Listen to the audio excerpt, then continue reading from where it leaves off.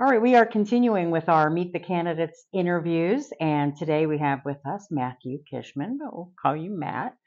50th District State Representative is the seat that you are running for. Yep. Talk a little bit about yourself. Introduce yourself to our listeners. My name's Matt Kishman. I've been a lifelong resident in Minerva, which the Stark County part of the 50th District, and I currently I serve as Director of Operations at our family-owned grocery store. We have one in Minerva, Ohio, which is the Stark County. And then we also have a smaller store in Carroll County, Kishman's IGA, right in Malvern, and we're celebrating 70 years in business this year. So we've just been servicing the eastern part of Stark County for the last 70 years. So, and currently I serve on Minerva Village Council. I was just reelected to my second term last year. So I've just been into politics and thought I'd take a shot at the 50th District House seat. So. And what kind of things made you feel like that's what you wanted to do, to get down to Columbus? I've always been kind of active in our local. I served on our Ohio Grocers Association board until I was termed out, and we would always advocate for small independent grocery stores that are in Ohio, just with our credit card fees, the cat tax, stuff like that, to our local legislators. And I also serve on the the National Grocers Association Government Relations Committee, which is kind of a bigger broad. We advocate for independent grocers all over the U.S. to our local congressmen to talk about the struggles that the small business grocer goes through. So, what would you say are your priorities when you look at different things in your community? some of the things in the community serving on village council is, just like all small communities, we have working on our water lines. That's one of our biggest issues that we work with every year. We kind of set goals on how much water line, and we take a look at what areas are the worst areas at what we want to complete and kind of set goals in that area. And working with our downtown, we have an aging downtown that we're trying to not redevelop, that we want to, work with our business owners on getting, vacant spots filled, getting buildings cleaned up, cleaning up our downtown. About 2 years ago, we started a kind of like a Canton does a first Friday, but we do a second Friday that's kind of grown throughout the months. And I think we do it May through October. And that's kind of brought in the crowd to the village. And 3 years ago, we had no, more like 4 or 5 years ago, friends of mine opened up the brewery, Sandy Springs, and that's kind of helped bring people downtown. And, having the grocery store in town, that's kind of like the hub of all of what brings people in.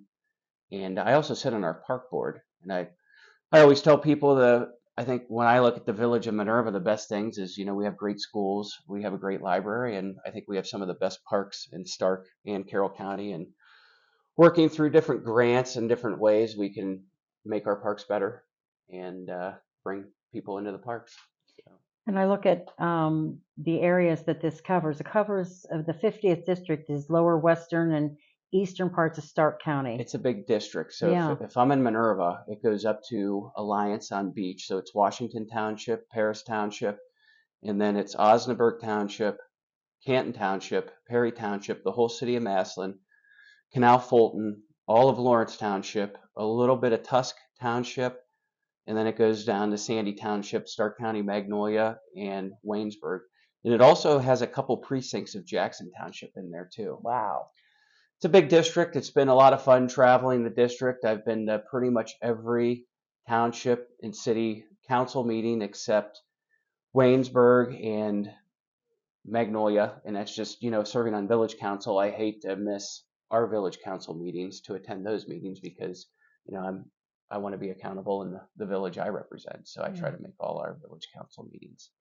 So that's very diverse, probably a lot of different things and different needs. Different areas, yeah. I think when you go into Washington Township, I know the biggest thing in that area was they wanted to put a 800-acre solar field in. Yeah. And it was, the commissioners this year, they left it up to the voters, they left it up to the townships to decide what they wanted to do. And I think almost all the townships voted it down not to have solar. So this went through. I went to the meeting they had a meeting at Marlington High School with it.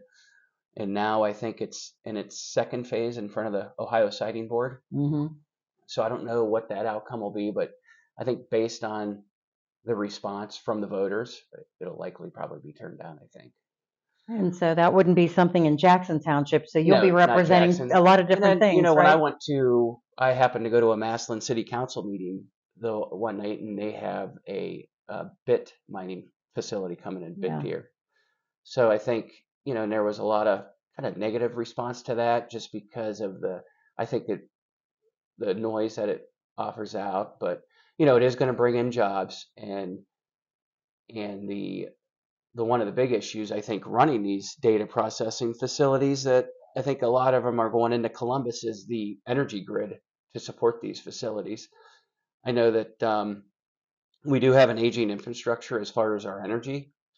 So I think with the oil and gas boom that's kind of happening in Carroll County, I look for that to kind of happen in Stark County down the road with, Carroll County off of Route 9. They put a big power plant that runs off of natural gas, and I think that thing will power up to 400,000 homes when it's full.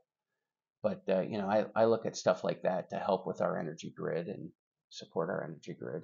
A lot of these data processing facilities, they use a lot of power. So So if you had to tell me what characteristics make a good state representative, what would you say?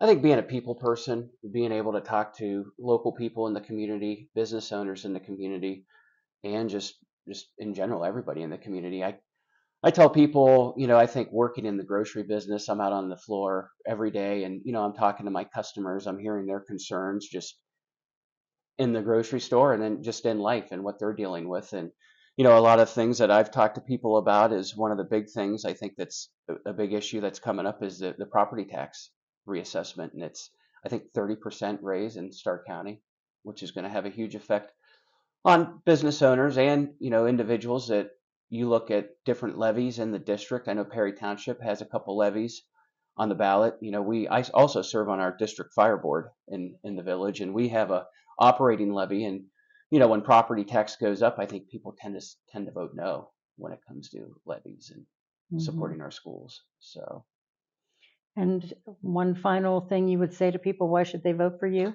I think, voting for me is just the experience of being in office and just being an outgoing person in the community. And I enjoy talking to people and listening to issues they might have and, taking them to Columbus to try to get answers. So All right. Well, we wish you the best of luck. thank you.